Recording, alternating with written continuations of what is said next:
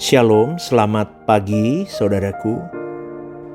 Firman Tuhan berkata di dalam Injil Matius 1 ayat 19 sampai 21. Malaikat Tuhan itu menampakkan diri di dalam mimpi kepada Yusuf. Ketika Yusuf diam-diam mau meninggalkan Maria. Yusuf adalah seseorang yang tulus hatinya.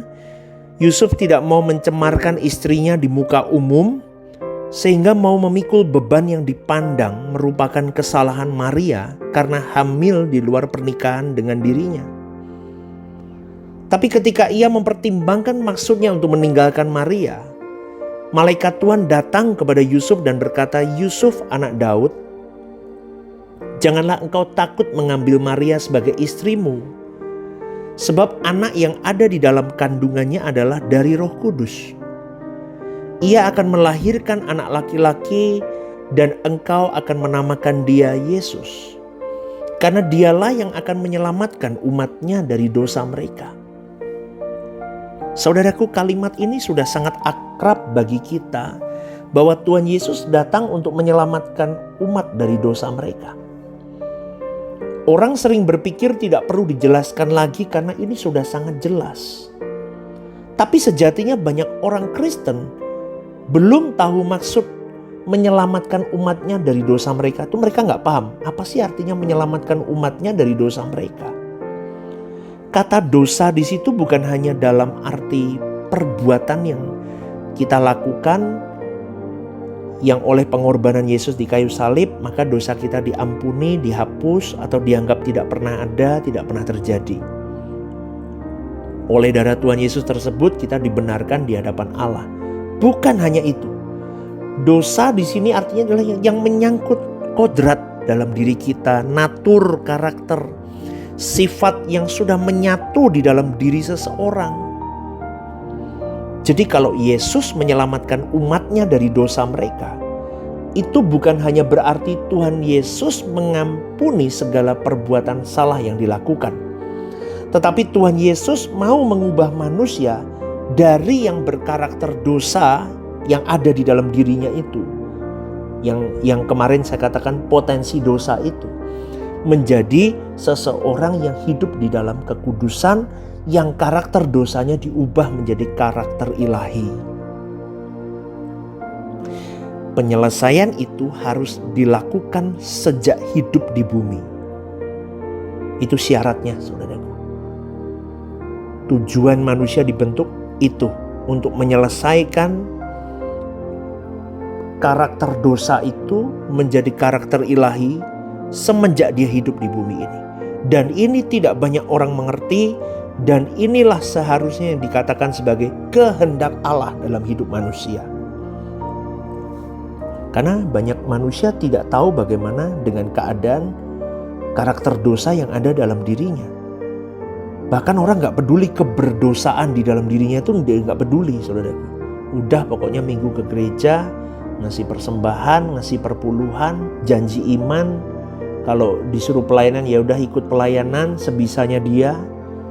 Kalau ada yang lebih baik lagi jadi aktivis penuh, jadi full timer, jadi pendeta, jadi majelis, udah gitu aja. Tapi mereka tidak sadar bahwa proyek terbesar manusia itu adalah, apalagi orang percaya, dipanggil untuk menyelesaikan karakter dosanya. Berpindah posisi dari keberdosaannya berubah menjadi berkarakter ilahi.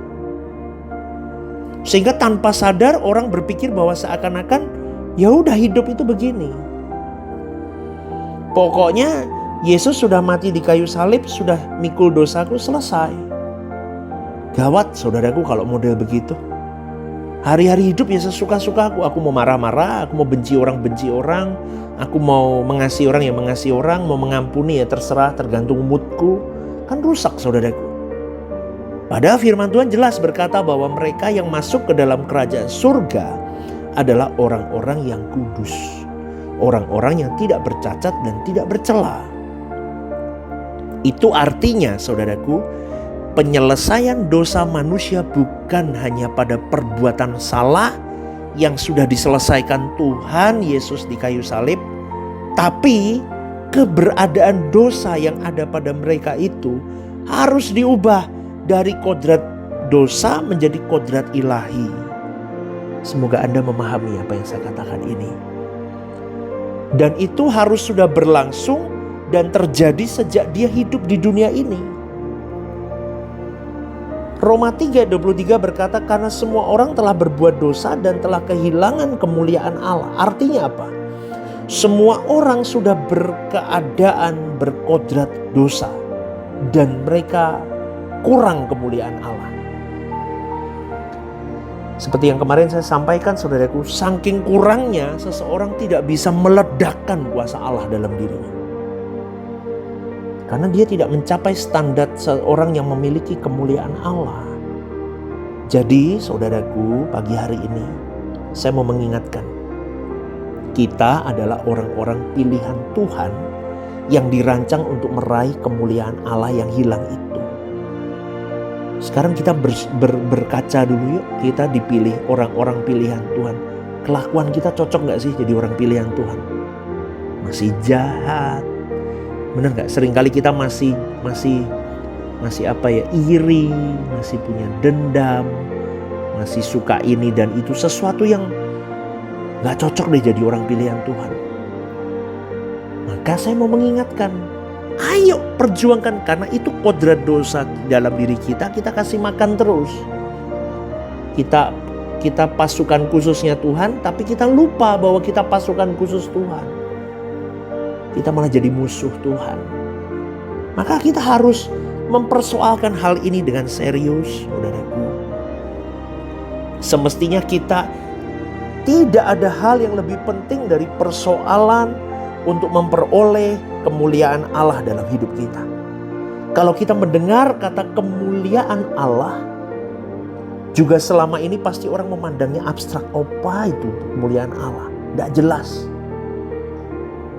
Maka jangan kita menjadi seperti orang fasik di Mazmur 73 yang pada akhirnya di dalam akhir hidupnya Tuhan katakan, rupa mereka kau pandang hina. Itu sebenarnya sama dengan mereka yang tidak punya kemuliaan Allah. Karena mereka biasa membangun kemuliaan di atas materi, di atas kekayaan, di atas pangkat, di atas gelar, apalagi sanjungan, kehormatan manusia, di atas barang-barang branded, dan masih banyak lagi lainnya. Di atas mobil bagus, di atas rumah mewah. Rusak, saudaraku. Seiring berjalannya waktu dan proses pembentukan Tuhan, baru kita bisa mengerti dan baru benar-benar kita mempersoalkan hal meraih kemuliaan Allah yang luar biasa ini. Amin, saudaraku.